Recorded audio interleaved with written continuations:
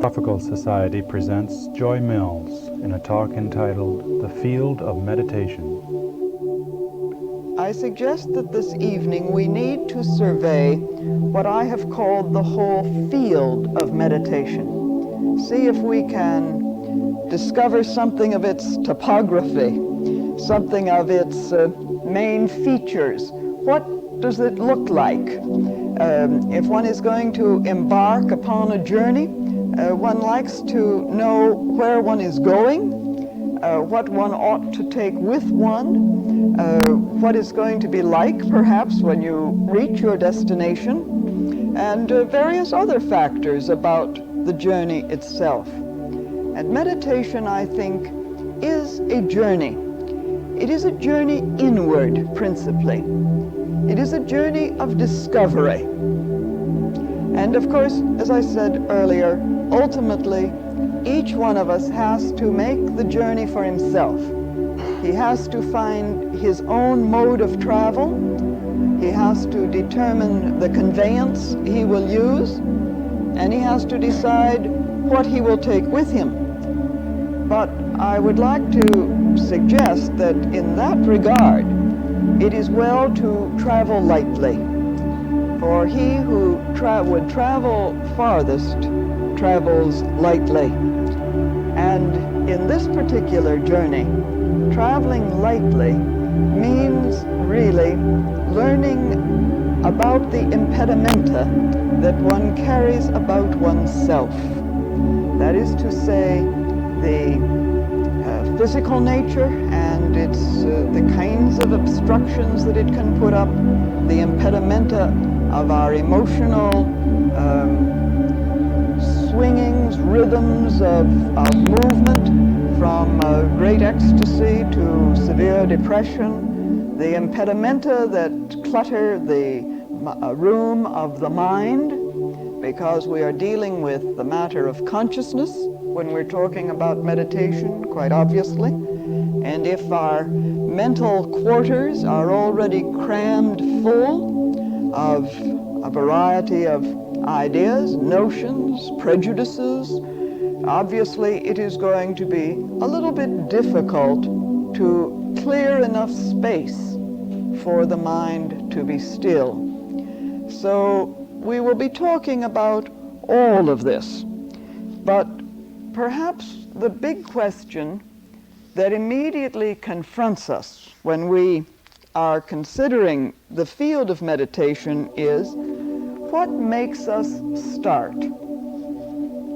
Today there is a tremendous interest in this subject of meditation. It seems to be the in thing. It has been in for some few years. Interestingly enough, the Theosophical Society, which has been in existence for nearly 99 years, which means for nearly a century, has always suggested that the techniques of meditation are useful in the realization of one's own essential nature. So it has always been an in thing, if I may put it that way, with those who have been interested in the Theosophical philosophy or who have approached the Theosophical Society to discover what the organization has to offer in the way of a philosophy. But in recent years, there seems to have been a particular interest in meditation and in yoga, which is very closely aligned, aligned with meditation.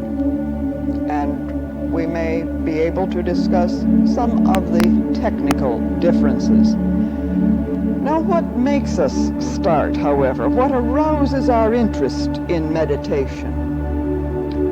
Why, for example, have you come to attend a series on meditation? Is it not because we become aware at some time or other in our existence, in our lives, of the fact that there must be another realm of reality than the world in which we are normally moving?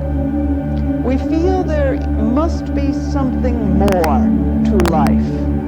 than simply the round of daily existence and pushing and pulling and moving about and so on. Plato suggested that we start meditation because we recall, we recollect, remember a realm from which we originally sprang. We remember a world of reality in which we were originally rooted, from which we have moved out into the diversity of incarnation. Now, perhaps this is as good an explanation as any, and perhaps it will suffice at least to initiate our discussion, to suggest that something is triggered within us that recalls us to another state or condition of existence, a world of reality which we feel we are basically, inherently, essentially linked. And that if we could, in some way, move to recover that original state, we would be whole people. We would be happy people. We would be able to meet every circumstance of our existence with an equanimity, with a certain serenity, with a certain understanding that would enable us to meet whatever the situation might be. I rather like Plato's proposal that there is in each one of us the recollection of another, an inner world, a world in which we are whole, in which we find ourselves, truly ourselves, where we can be ourselves without all of the paraphernalia that we seem to have to present to the world, the facade that we so often present. At times it is easier, I think, to define meditation by what it is not than by what it is. And so I would like to inject here some of the things which it is not. But again, one is entering upon the subtleties of words in many respects.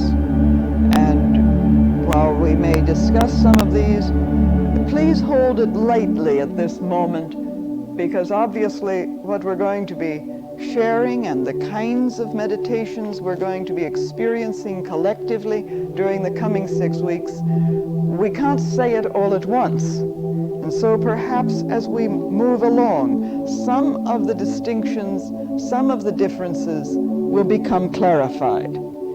But first of all of the writers on meditation, all of those who have written out of their own personal experience of meditating, and really meditation is ultimately defined only in the act of meditating. When one does it, as it were, one is meditating, and therefore one knows what is meditation. But all of the writers, both those who speak of the various forms of Western styles of meditation, Christian meditation, and the various philosophic schools of meditation in the West, as well as those who write of and write out of their own experience of the Eastern schools of meditation, Hindu meditation, Buddhist meditation, Chinese meditation, all of these, everyone agrees that meditation as an act is not passive. It is not sort of sitting down with one's mouth open to see whatever will be attracted to come along. It is not just sort of entering into a negative state of being, a negative retreat, that it is positive, that it is an action in which one moves in a certain determined direction. In fact, one writer uses the phrase, the first deliberate action, and goes on with regard to what it involves and says, the word deliberate is worth noting here, because from now on, each process that we carry out must be an intended and directed act of the will. True meditation is not a negative sitting back in reverie, but it is a positive, carefully directed, and quite scientific method of working with the consciousness according to spiritual laws. This is in a very beautiful book on meditation, which we have here in the library, and I understand there are a few copies in the publishing on the Quest bookstore. The Silent Path, an Introduction to Meditation by Michael Eastcott. A very beautiful and a very useful book also on this subject, The Silent Path. And so he refers to it as the inner silent path. So it is not passive, it is not daydreaming, and it is not fantasizing. It is not what has been called creative brooding, although that in and of itself can be extremely useful. And anyone who has done any reflection upon a problem, who has done any reflection upon a particular topic in which he's pursuing his studies. I know for myself, when I am preparing for a talk or writing an article, I engage in a great deal of what I call, at least, creative brooding. Other people may say it looks more as though I'm daydreaming, but there's a creative brooding which takes place. And this bears a certain resemblance at times, but it is not the deliberate act of meditation.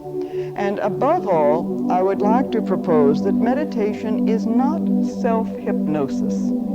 In fact, it bears no resemblance to the hypnotic state, because every faculty is brought to bear and focused as a light upon a particular subject or inwards towards a reality. And so it is essentially a creative act.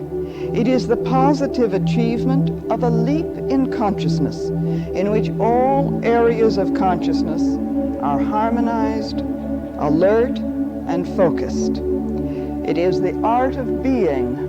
It is the science of the self, the immortal self, not the little self, which often intrudes with its own will and its own interests, and to divert our attention. Ultimately, and I'll stress this again, the path of meditation is individual, though collective meditation has its place and value, and we will experiment with some collective meditations during these sessions together.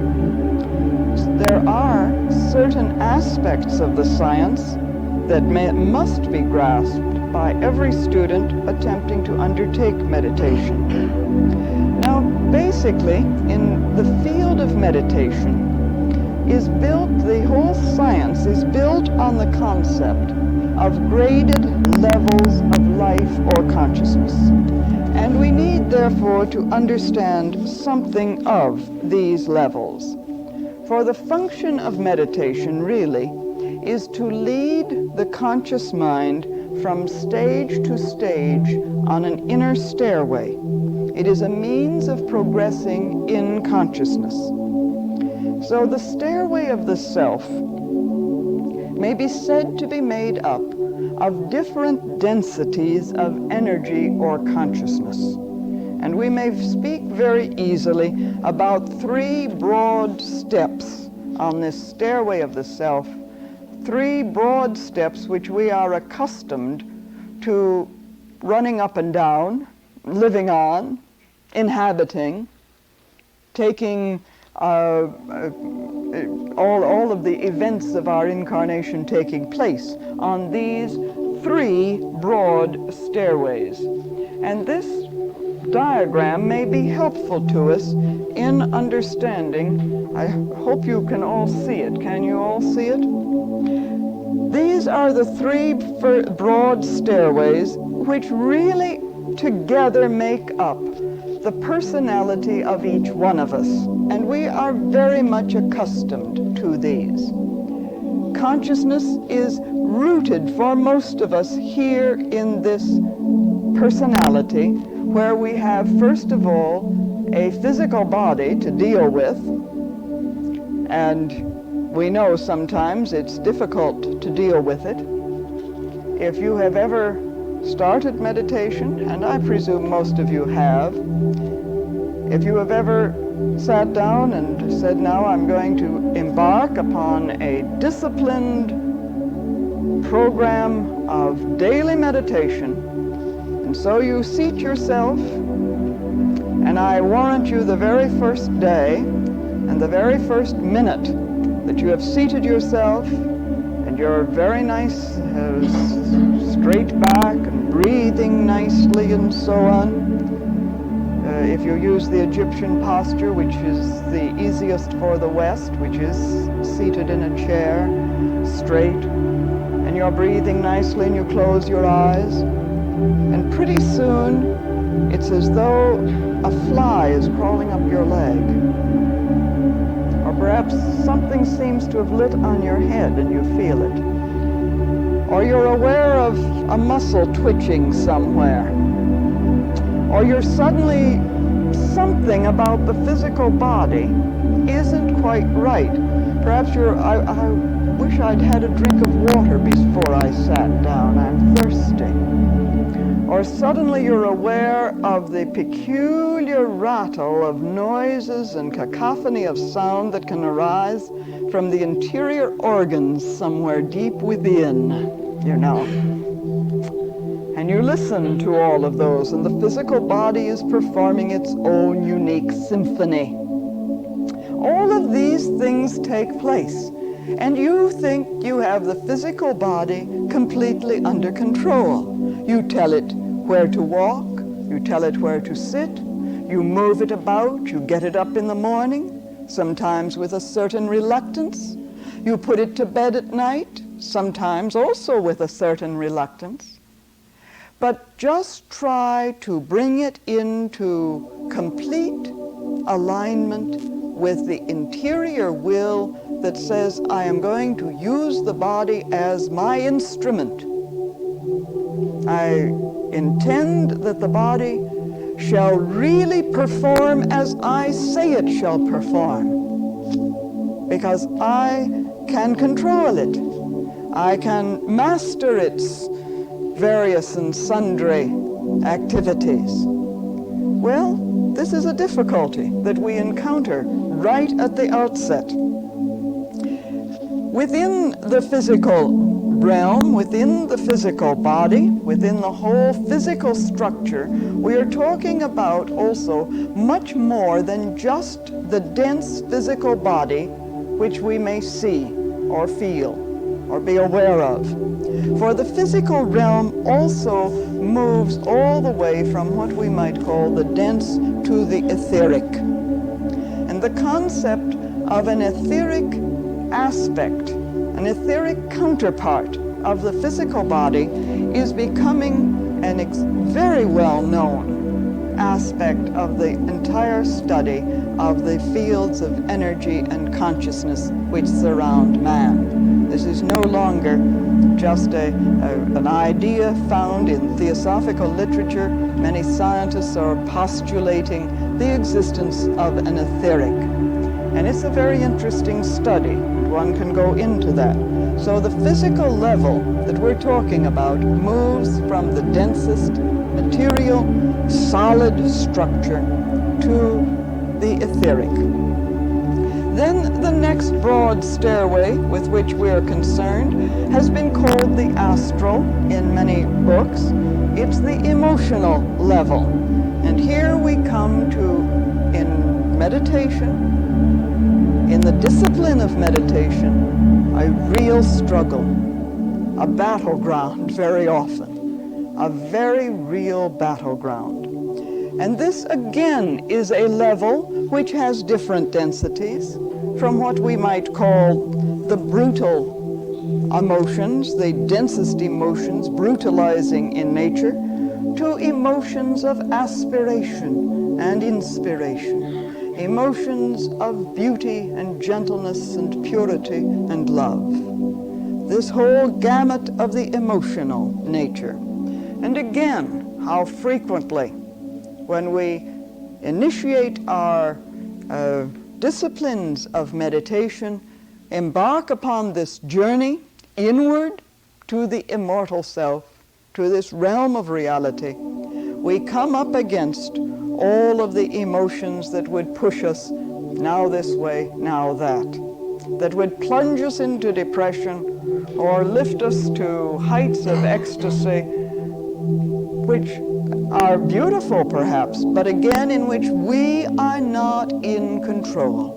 We have not used it. We have not focused the emotions.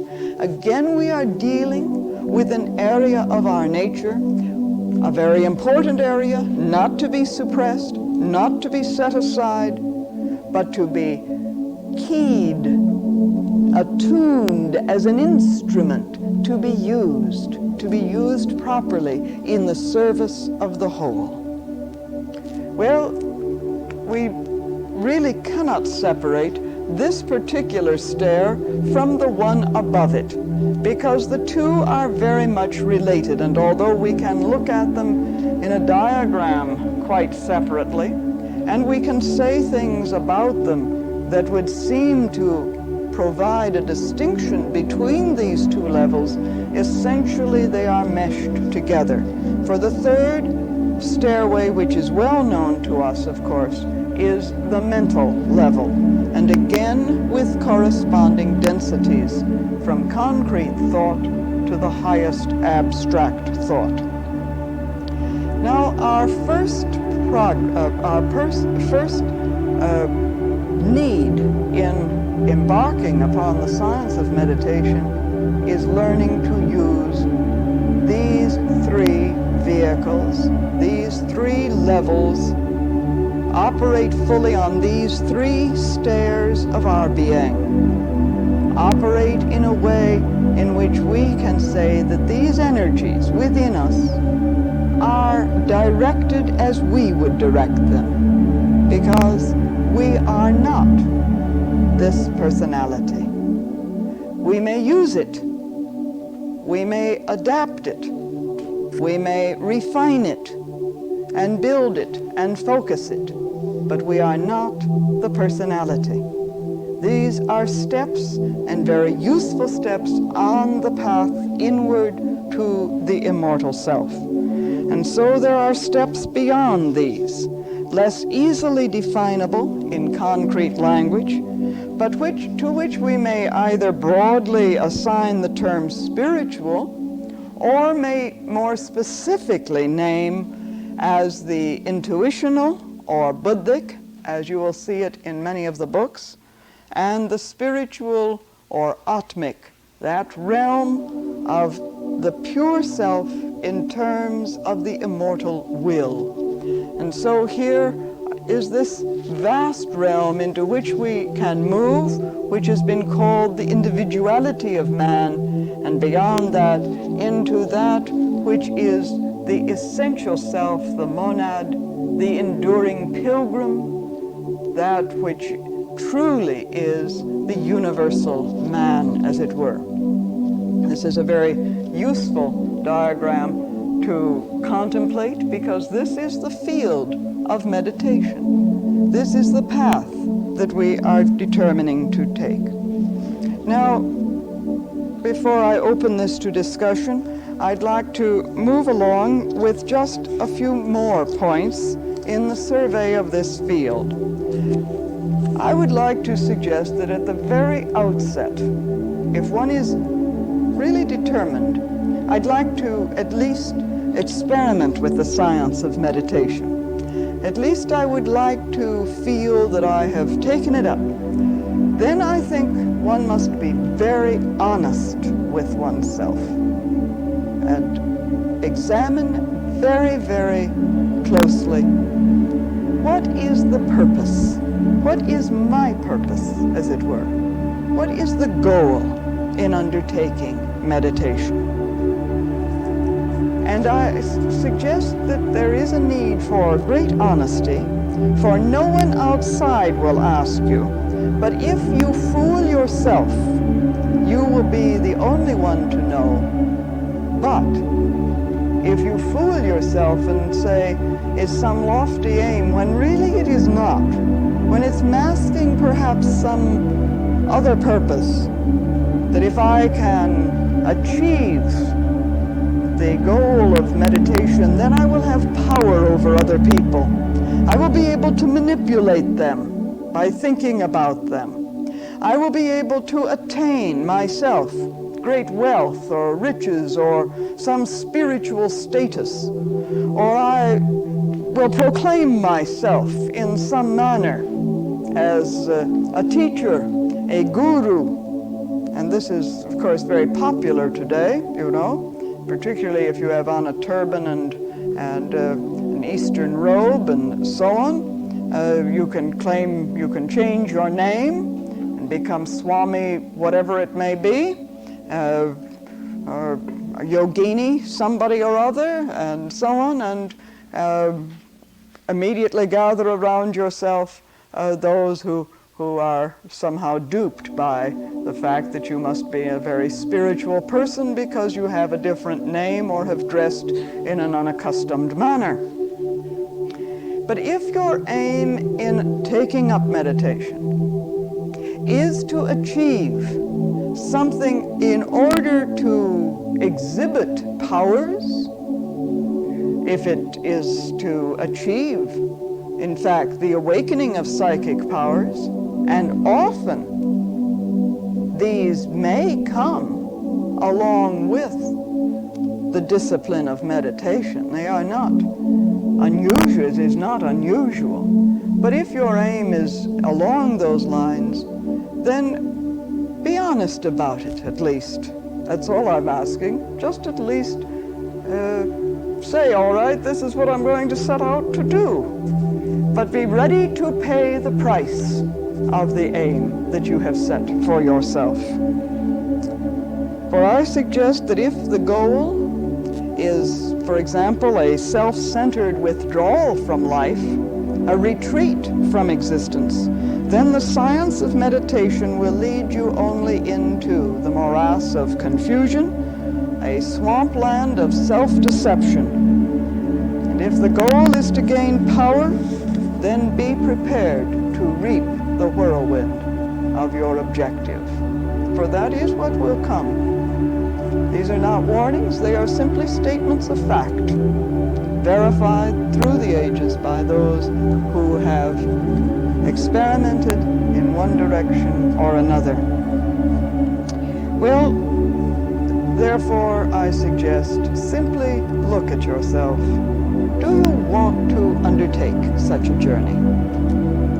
Does it seem enticing? Would you like to know who you really are? Would you like to prepare your vehicles in such a way that they can indeed be instruments of the immortal self, in order that you can become a center of peace in the world, a center of calm in the midst of the storm that may be raging about us? Would it be useful in your own life to be able to live in such a manner that by your very presence you bring peace into the atmosphere in which you are living and working, and thereby serve others? Be a help in the world instead of a hindrance, a weight upon the world. If this is the goal, if this seems a worthwhile endeavor, and of course it is not an endeavor that is achieved in a week or even a month or even a year, for there are those who have been meditating daily for many, many, many years, and who would never think of not setting aside some period of the day, preferably in the morning hours, for a period of inner renewal, of inner relinking of the personality with the immortal self, with the great self of the universe, which is one with the self in all, without any outer show, and yet know from their own experience the inestimable value of this daily routine that is creative, that is unroutinized, because it is creative every day anew in this inner manner. Well then, if you are interested in this deliberate act, then the first step of this deliberate act is to learn the art of relaxation. The art of how to relax the physical body, the emotions, the mind. And this is not easy.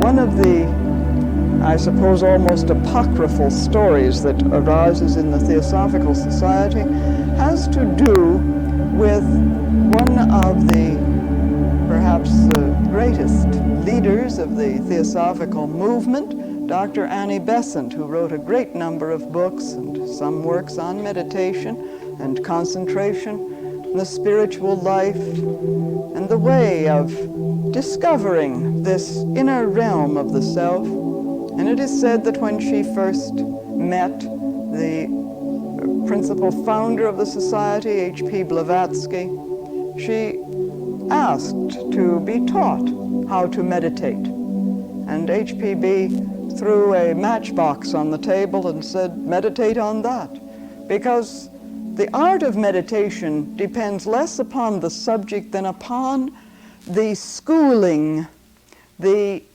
deliberate act in bringing oneself into that alignment with the immortal self. And after some little time, HPB said to Dr. Besant, "My dear, you don't meditate with your blood vessels." And so relaxation has a place. Relaxation is the first step to learn to breathe naturally, easily, to relax. Perhaps to relax even in the midst then of all kinds of commotion. Because what ultimately develops, and I can say this from my own experience, although I don't always remember it, that one comes ultimately to a point where one can, in the midst of great confusion and great tension, sort of step back inside oneself and breathe deeply and relax a bit. And something happens. There is an inner refreshment that can come. So the first deliberate act is relaxation. And then there are four very important practical aspects. First of all, place. Select a place for your meditation. If you are going to embark upon a course of meditation, the deliberate act of meditation, select a place that is the place every day. It may be some corner of your room. It may be some little area in the home that you have been able to make your own, set your own atmosphere there. It is well always, it is said, and I would agree out of my own experience, but it has been said in all the books, it is well to have a place that is a regular place, and equally a time. So that if, for example, meditation is for you a 15 or 20 or 30-minute program each day, that it takes place at the same time each day, or approximately so. That is, perhaps 7:30 in the morning, but then the next day you forget, and Along about noon, you decide to do it, and the next day, well, maybe by 10 o'clock at night, you found a 20-minute period set aside. The irregularity, it is said, does not aid in the whole development of the science of meditation. So time, the proper place, a proper time. Then posture. This is an interesting point because today there is so much interest, particularly in the West, in the postures of the East, particularly the lotus posture, which of course is that used in most of the Eastern countries. Not all, but many of the Eastern countries. The lotus posture, which is sitting cross-legged on either a floor or a cushion, and in the customary lotus posture pose. For the West, it has been said, and even in some countries in the East, even in China, it has been used, what has been called the Egyptian posture, which is sitting in a straight chair, not in a lounging chair where one is perhaps likely to fall asleep, but in a straight chair with the spine erect, both feet touching the ground, the hands palm downward on the thigh, and the famous Egyptian posture. This, of course, if you look at any of the books on Egypt, you'll see what is the Egyptian posture, and that is why it is called that. But choose the posture that is best for you. But in either case, the spine should be erect, and there should be an ease in the physical body so that the physical body can be, as it were, just left there while you continue your journey inwards. The physical body not neglected, but just left there, quiet, able to take care of itself, able to continue upright, not falling over, falling asleep, but just being there so that it is alert, so that the physical brain is not drugged in any way or hypnotized in some way, but simply there, and you continue your journey. The fourth, place, time, posture, the fourth aspect is rhythm. And by this is meant both the regularity of meditation and that kind of rhythm that arises within the body itself. Learn to know yourself and what is your rhythm. For example, many people find it helpful in beginning the period of meditation to breathe deeply, to breathe from the diaphragm, not in short, shallow breaths as we usually do, but to breathe deeply. You may like to begin by counting how many breaths in and breathe out then. Perhaps it may be only 5 or 6 in, 5 or 6 out, but then set aside the number. One writer has made an interesting suggestion, I find, in this matter of the rhythm.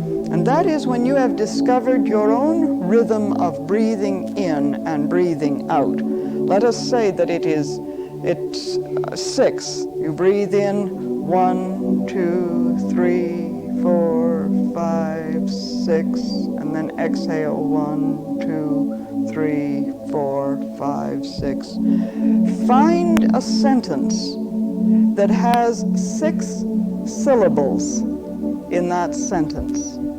And repeat that, a sentence that is inspiring, a sentence that turns the attention inward, and that with that sentence, rather than the numbers counting of breathing in and breathing out, just to learn your own rhythm, move within your own rhythm. Some people find that 10 minutes is all they can meditate. And certainly to begin with, perhaps only 5 minutes before the mind is off on a million tangents, thinking about all sorts of things. And then we have to bring it back and so on. Perhaps 10 minutes, 15 minutes, and so on. However, again, what is your particular rhythm? Well, I thought that before we come to the discussion then, perhaps we could just sit quietly together. Take the posture of the back, the spine straight, the feet on the floor, the hands just at ease on the thighs. However it feels easiest. You may like to close the eyes, or you may wish not to. And breathe in and breathe out.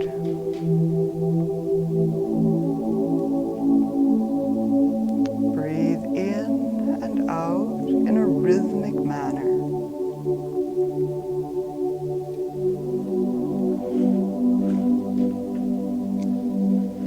And as that rhythm is established, let me read a brief verse that may focus the thought. Serene light shining in the ground of my being, draw me to yourself. Draw me past the snares of the senses, out of the mazes of the mind. Free me from symbols, from words, that I may discover the signified, the word unspoken, in the darkness that veils the ground of my being. Serene light.